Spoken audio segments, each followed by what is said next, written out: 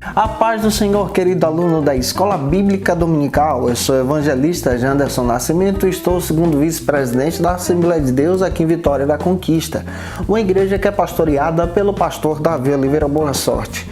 E hoje, pessoal, nós chegamos na lição de número 4, aqui da classe dos adultos e jovens do terceiro trimestre da CPAD, edição especial em 2020, onde a gente está tratando sobre um tema muito rico, princípios divinos em tempos de crise. Essa lição foi escrita pelo pastor Eurico Bexten em 1993. E o tema da aula de hoje, a lição de número 4, traz para a gente uma reflexão muito interessante. A construção do templo enfrentou oposição.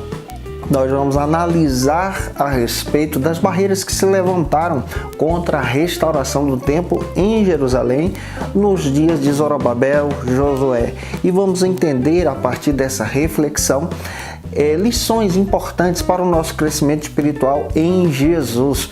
Você, gente boa, que está chegando por aqui, é um prazer te receber. É claro que eu vou pedir a você, se inscreve no nosso canal, passa a ser um dos nossos alunos e vai ser uma bênção te ter por aqui. Aproveita também e deixa aí teu likezinho, teu joinha, porque com isso você ajuda muita gente a falar de Jesus, compartilhar a palavra de Deus. Por favor, gente boa, deixa aí nos teus comentários, hashtag Glória a Deus, e é claro que Deus em Cristo vai falar poderosamente com você na aula de hoje, em nome do Senhor Jesus. Lembrando a você que a gente está deixando disponível no link na descrição desse vídeo as nossas playlists com todos os nossos trabalhos. Você pode conhecer as lições de adulto, jovem, juvenil, discipulado do segundo trimestre. Inclusive, estou gravando as lições da edição especial do terceiro trimestre para você ter acesso. Esse material está aí no link. Eu espero que Deus em Cristo edifique a tua vida. Nossa aula de hoje tem o texto bíblico. Nós vamos trabalhar 4 objetivos e 4 pontos. Fique atento a isso. Então vamos lá, vamos deixar de conversa e vamos para a aula de hoje em nome do Senhor Jesus.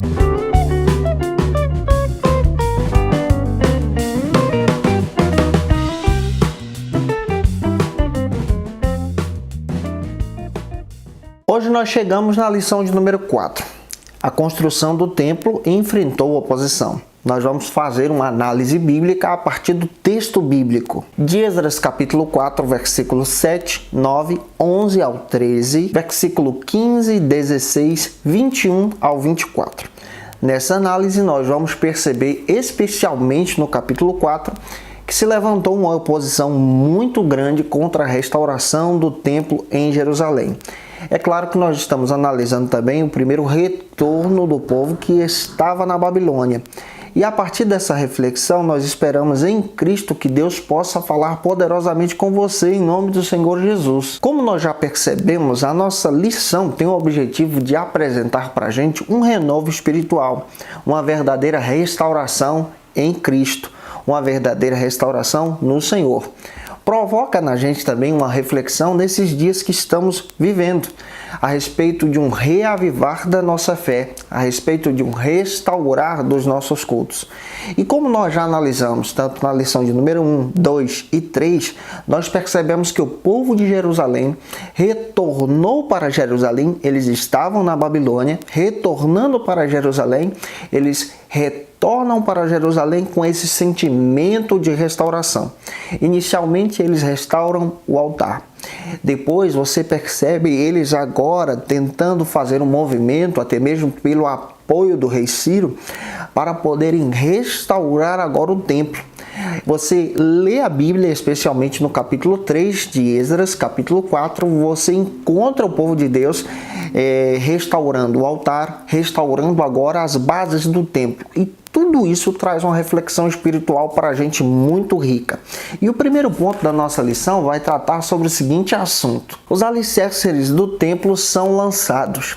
Nós percebemos a partir dessa análise, é claro, do capítulo 4, a riqueza de entender sobre o fundamento da palavra de Deus, o fundamento teológico, o fundamento de lançar esses alicerces. Para o povo hebreu, lançar esses alicerces representavam muito bem um recomeço.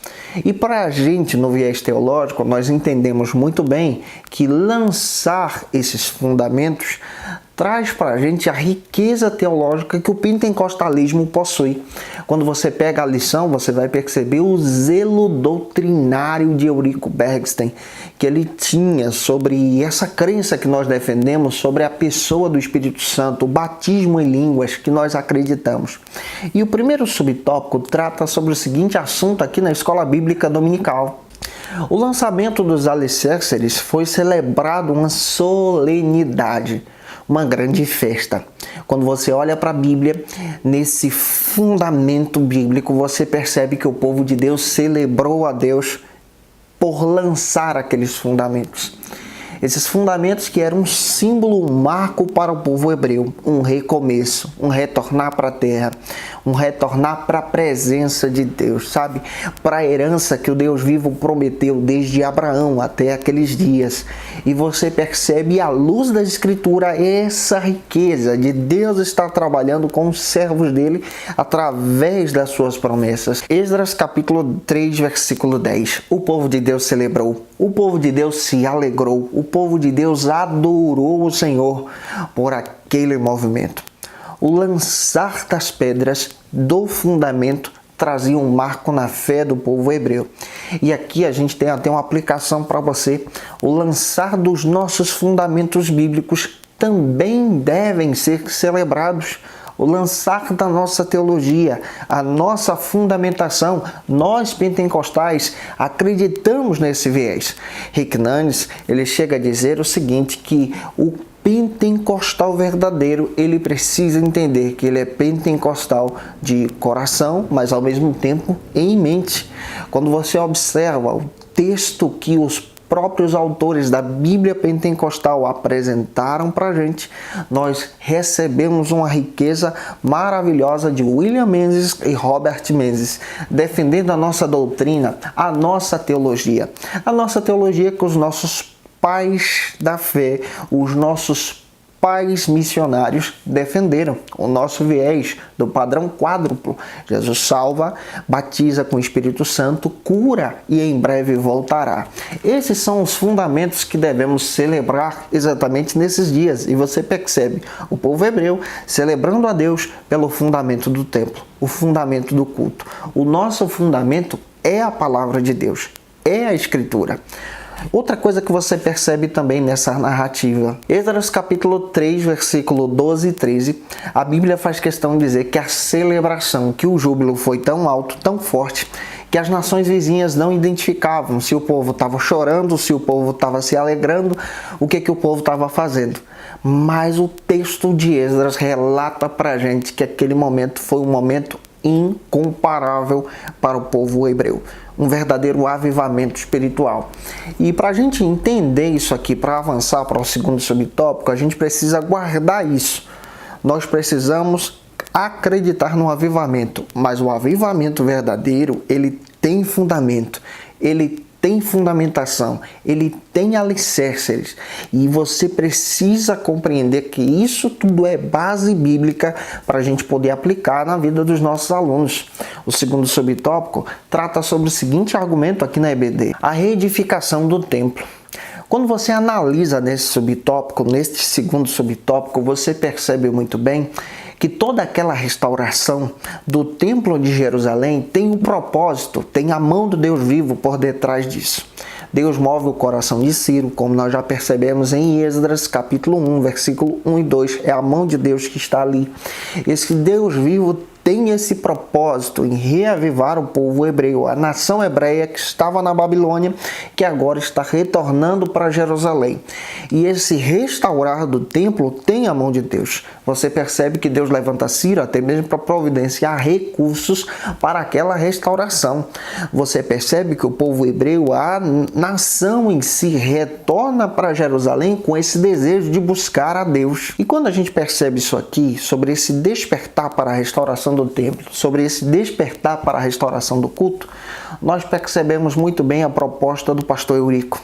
Ele traz no seu argumento da lição essa riqueza de entender que a nossa doutrina em si tem esse viés, esse olhar para a doutrina, para a nossa fundamentação, que traz essa riqueza teológica, aviva também o nosso coração, porque a nossa fundamentação teológica é baseada na Bíblia. O crente pentecostal, ele lê a Bíblia, ele entende a Bíblia, ele olha para a Bíblia e ele acredita no que está escrito no texto. A Bíblia é verdade para o crente pentecostal. Nesse viés doutrinário, nós entendemos muito bem que a Bíblia não contém a palavra de Deus, mas que ela é. Essa ideia de conter só em algumas partes e outras não, é uma ideia liberal e nós não seguimos esse pensamento. Então, na nossa leitura bíblica, nós entendemos que o Espírito Santo tem esse propósito também de reavivar o povo hebreu para restaurar o templo. 1 Coríntios capítulo 2, versículo 14. Essa maneira do Espírito trabalhar que o crente pentecostal entende é algo incompreendido pelo mundo. Nós entendemos por causa desse relacionamento. A experiência pentecostal para a gente é real. Nós olhamos para a Bíblia e nós entendemos em Mateus capítulo 16, versículo 18, que o Espírito Santo de Deus edifica a sua igreja. Ele está trabalhando junto com Jesus. É o trabalhar da Trindade aqui. O Espírito Santo, ele continua edificando a sua igreja, edificando os seus servos, os seus pastores, os seus obreiros. Efésios 2:22.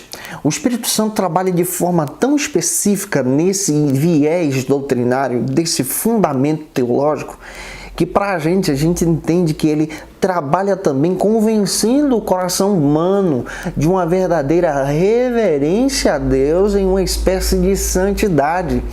Nós entendemos que precisamos ter uma vida santa para estar com Deus, para buscar a Deus em oração, para ter um relacionamento com Deus vivo. E isso é rico. E se eu estou até aqui contribuindo com vocês, se você está entendendo essa palavra, coloca aí nos comentários, eu vou gostar muito da sua participação. Você vai perceber esse trabalhar do Espírito aqui, essa proposta que estamos analisando com você.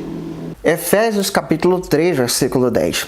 Esse Espírito que nós defendemos, que relaciona-se com a sua igreja, ele adestra a igreja, ele conduz a igreja, ele é aquele que aponta o caminho para a igreja, para essa igreja avançar. A igreja não caminha sozinha, mas a igreja caminha com o Espírito. Você não caminha sozinho, você caminha no poder do Espírito Santo.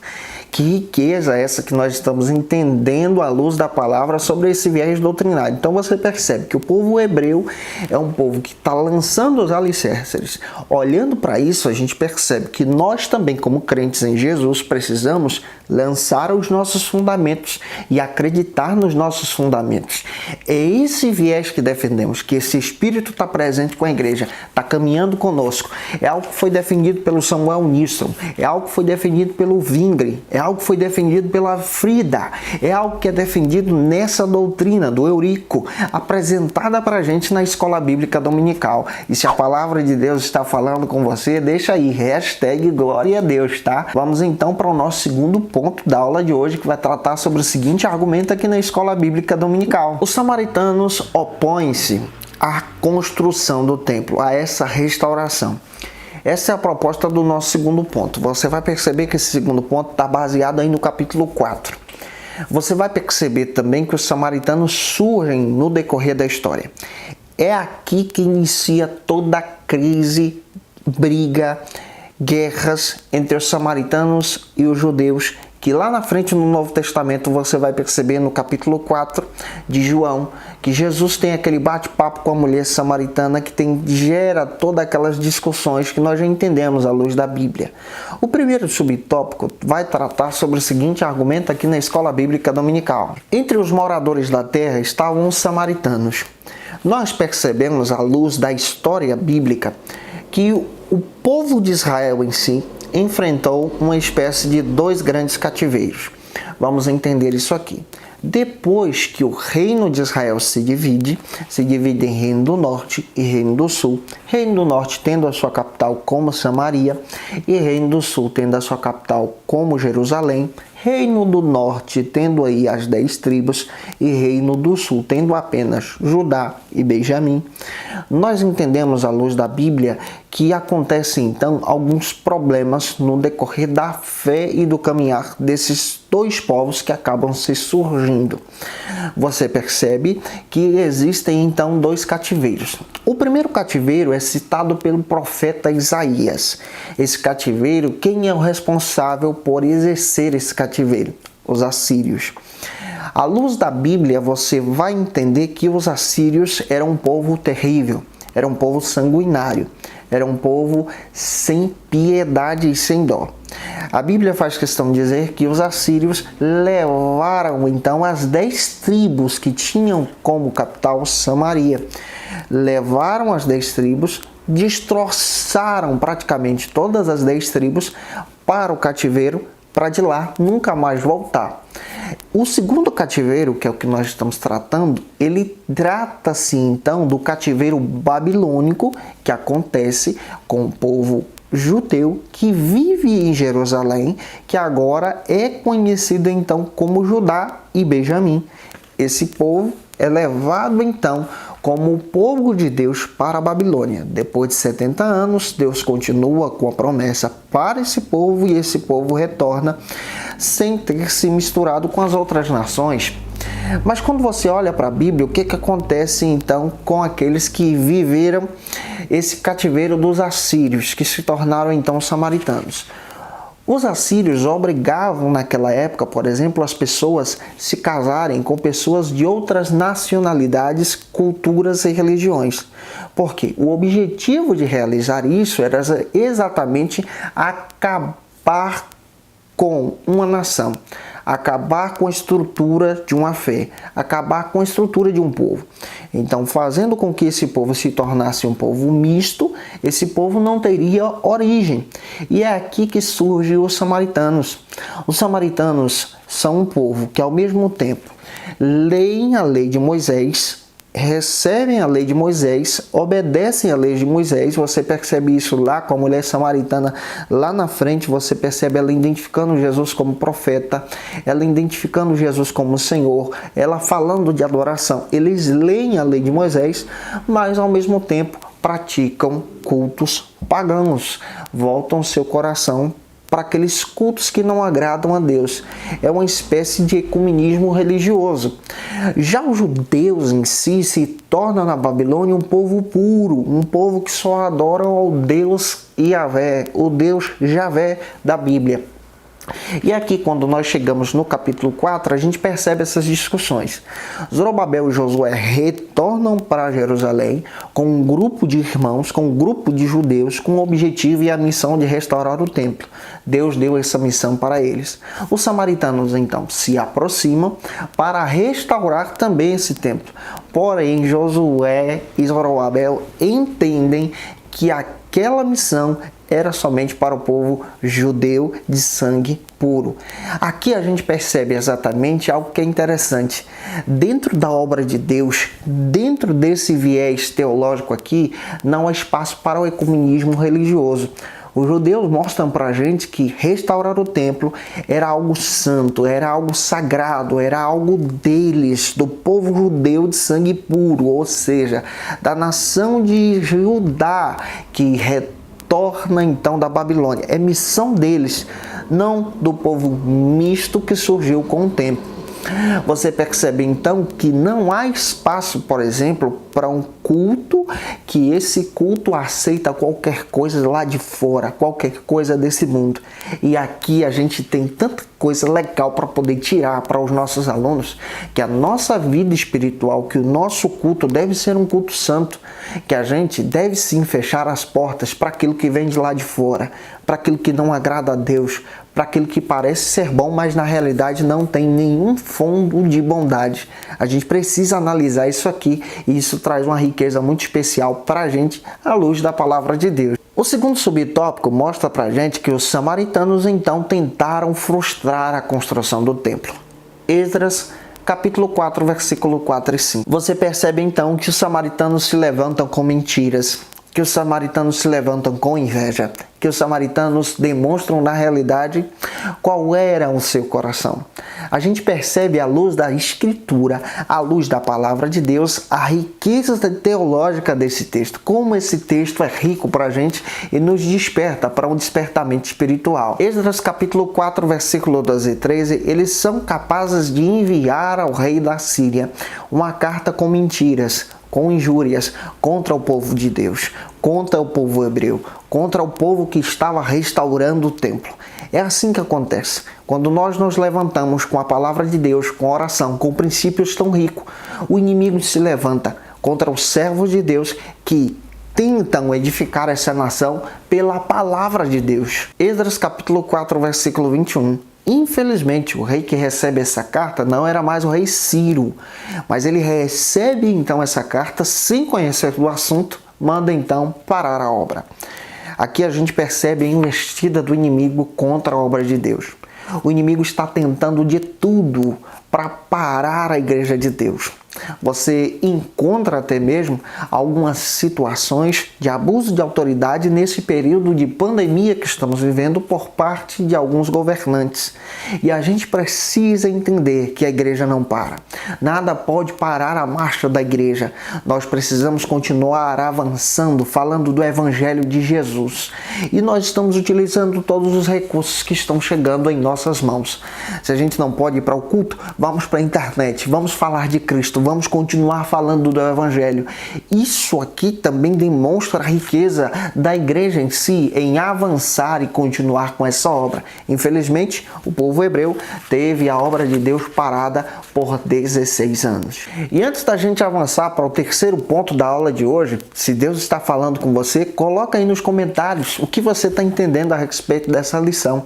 O terceiro ponto vai tratar sobre o seguinte argumento aqui na Escola Bíblica Dominical. Como se explica a falta de resistência dos judeus?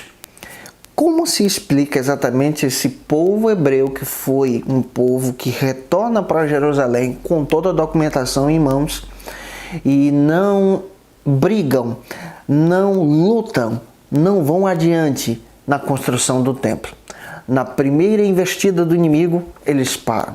Diante disso, nós vamos analisar 3 subtópicos riquíssimos nesse terceiro ponto. O primeiro subtópico vai tratar sobre o seguinte argumento aqui na Escola Bíblica Dominical. O primeiro subtópico fala sobre o seguinte assunto, que os judeus deveriam ter ido ao rei da Pérsia assegurar a construção. Eles tinham recebido toda a documentação e permissão do rei Ciro. O rei Ciro que foi despertado por Deus. O rei Ciro que foi prometido por Deus desde os dias do profeta Isaías, 200 anos antes, depois nos dias também do profeta Jeremias. Deus tinha dado todos os recursos para o povo hebreu retornar para Jerusalém e realizar aquela grande obra. A gente percebe que Deus abre as portas, Deus pavimenta o caminho, mas Ele permite que a missão de caminhar por esse caminho seja nossa. Porém, Ele não nos obriga a caminhar por esse caminho. Guarde isso. Deus ele abre as portas para o povo hebreu. Ele envia o recurso para o povo hebreu. Mas o povo hebreu, no primeiro levantar do inimigo, desistem da batalha. Como a gente precisa aprender sobre isso? Não desista dos teus sonhos. Não desista dos projetos. Continue a avançar. Deus tem preparado tudo para você. O povo hebreu deveria ter ido buscar os seus direitos. O segundo subtópico, aqui no ponto número 3, trata sobre o seguinte argumento aqui na Escola Bíblica Dominical. Os judeus deveriam ter recorrido a Deus. Deus é o nosso recurso principal. Deus era o recurso principal dos judeus naqueles dias de restauração. A gente precisa aprender que Deus é o nosso recurso. Deus é aquele que nos ajuda a avançar. Deus é aquele que prepara tudo para você. Segundo Reis 19:30, a Bíblia diz que nos dias do rei Ezequias, o rei Ezequias foi ameaçado pelos assírios. Sabe o que ele fez? Ele foi buscar o recurso que vem do alto. Ele foi buscar a presença de Deus. Ele foi buscar a resposta que vem de cima. Sabe o que nós devemos fazer quando a situação ficar difícil? Vamos voltar a orar, a buscar a Deus, a buscar a resposta que vem do Altíssimo para todas as nossas conquistas, das nossas batalhas espirituais. Segundo Crônicas, capítulo 20, versículo 21 ao 24, o rei Josafá passou por um período de crise, uma situação muito difícil. Porém, ele foi buscar a Deus e ele recebeu a resposta que veio de cima. Ele recebeu a resposta do Altíssimo. Ele venceu uma batalha por causa da presença de Deus. Muitos são os exemplos da Bíblia que demonstram que o povo de Deus venceu através da oração. Nós precisamos entender que nós vencemos através da oração. Nós precisamos compreender que nós avançamos por causa da oração. Você precisa compreender que Deus continua contigo, te ajudando todos os dias. Então busque a Ele em oração. O motivo da falta de resistência dos judeus era de ordem espiritual. O Eric Bergsten coloca pra gente exatamente que o povo hebreu estava frio na sua fé. Eles estavam restaurando o templo, buscando o reavivamento, mas ainda faltava fogo no coração. Zorobabel foi levantado como um governador político naquele período. E é interessante isso aqui. A gente precisa entender que Deus levanta líderes em todas as áreas para poder atuar para a sua glória. Deus levanta também Josué como líder sacerdotal, ou Jesuá, dependendo da tradução da sua Bíblia. Zacarias, capítulo 4, versículo 6, o Zacarias registra que o próprio Zorobabel tinha confiado somente na sua força, somente no seu braço, somente naquilo que ele podia fazer. O Josué, da mesma maneira, que era sacerdote. E aqui está um princípio riquíssimo para a gente aprender. Nós precisamos atuar, claro que sim. Nós precisamos correr atrás, claro que sim. Mas em tudo a gente precisa confiar na mão de Deus. Em tudo nós precisamos depender de Deus. É Deus que cuida de você no menor detalhe da tua vida. É Deus que prepara tudo para você avançar. É Deus que cuida de você. E se Deus tem cuidado de você, e se você acredita nessa palavra, exalte a Jesus com glória a Deus, com aleluia. Coloca aí nos comentários para a gente adorar a Deus junto. A reação dos samaritanos quando os judeus cessaram a obra, pararam a obra. Qual a reação do inimigo quando você para a obra de Deus? Você já parou para pensar sobre isso? O primeiro subtópico trata sobre o seguinte argumento: a tristeza do povo judeu. Você percebe que os corações já estavam tristes, cabisbaixos. O inimigo se levanta, o inimigo vence essa primeira batalha e você percebe à luz da palavra de Deus, à luz da Escritura, que o inimigo celebra então a derrota dos judeus. Os judeus que deveriam ter buscado os seus direitos, os judeus que deveriam ter corrido atrás, e a gente precisa aprender sobre isso. Quando você para a obra de Deus, é o inimigo quem ganha. Quando você desiste da sua fé, é o inimigo quem celebra. Mas quando você continua firme em Jesus, dando passos de santidade diariamente, Deus é louvado em tua vida e o inimigo cai por terra para a glória de Deus. Os samaritanos celebram a derrota dos judeus. O que mais o inimigo quer, diante desses dias em que nós estamos vivendo, é celebrar a derrota da igreja. E como essa lição cai bem para a gente poder entender a respeito dessa riqueza espiritual. O segundo subtópico trata sobre o seguinte argumento aqui na Escola Bíblica Dominical: a alegria dos samaritanos. Os samaritanos então fazem a festa. Os samaritanos então apresentam o seu gozo, a sua alegria. Mas entenda, o Deus vivo continua com todo o controle na palma da sua mão. A alegria dos samaritanos era passageira. Ela iria acabar muito em breve, porque o Deus vivo estava trabalhando em favor dos hebreus. O Deus vivo continua trabalhando em favor da tua vida também. Se o inimigo hoje está celebrando às tuas custas, não se preocupe, continua firme com Jesus, porque com Jesus Deus vai te conceder uma vitória maior e o inimigo vai ser derrotado para a glória de Deus. Juízes 16, 25 a 31. A Bíblia narra que os filisteus celebraram a derrota do próprio Sansão. Louvaram a derrota de Sansão. Mas eles foram derrotados pelo perdão que Deus concede a Sansão. Que riqueza que a Bíblia traz para a gente. Deus, ele sempre nos perdoa, sempre nos restaura, sempre nos eleva adiante. Se o inimigo hoje celebra a tua derrota, não temas, busque a Deus, continua firme, avance, porque Deus continua no controle de tudo. E o terceiro e último subtópico fala para a gente sobre o desânimo dos judeus. Nós estamos vivendo em dias em que as pessoas estão vivendo realmente um verdadeiro desânimo espiritual. muitos têm decaído na depressão. Muitos estão desanimados para buscar a Deus nesses dias de quarentena, de isolamento social. E é importante a gente buscar a Deus. É importante a gente clamar ao Deus vivo. É importante a gente estar diante do Senhor. Ageu capítulo 1, versículo 2. Ageu diz que muitos judeus estavam pensando que a restauração do templo não era da vontade do Senhor. E aí Deus levanta Ageu para dizer: a restauração do templo é da vontade de Deus, é para a glória de Deus. Ageu 1:9. Outros estavam interessados somente em restaurar as suas casas, as suas mansões, as suas riquezas. Muitas pessoas estão envolvidas com as coisas dessa vida, mas Deus está te chamando para uma obra maior, para dedicar o teu coração à sua presença. Em último lugar, Deus está à procura de judeus verdadeiros, de homens de Deus, como estava naqueles dias, que tem o desejo de restaurar o templo.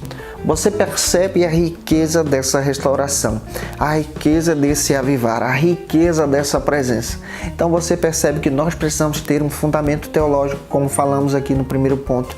Nós precisamos estar avançando, celebrando a Deus, mas nós precisamos entender que quando o inimigo se levanta, não podemos nos desanimar. Quando o inimigo se levanta, não podemos desistir e ser vencidos pelo desânimo espiritual. Que Deus em Cristo possa ter falado com você. Pessoal, se contribui com você com a aula de hoje, coloca aí nos comentários se essa lição falou contigo. Eu te aguardo aqui na nossa próxima aula, lição de número 5, que nós vamos tratar sobre um tema muito específico. Zorobabel recomeça a construção do templo, esperando que Deus em Cristo possa falar com você, tá? Lembrando a você que todo domingo pela manhã, às 9h30, eu tô aqui com outro quadro no nosso canal, batendo um papo com professores da Escola Bíblica Dominical, também comentando sobre a lição. Esses professores são alguns amigos que eu sempre convido para poder trazer um viés diferente, um pensamento diferente, um recurso a mais teológico para você poder acrescentar na sua aula para a glória de Deus. Gente, um beijão no teu coração, que Deus te abençoe. Você encontra todo esse material no link na descrição desse vídeo ou no nosso canal. Que Deus te abençoe e até a próxima aula, se Deus quiser.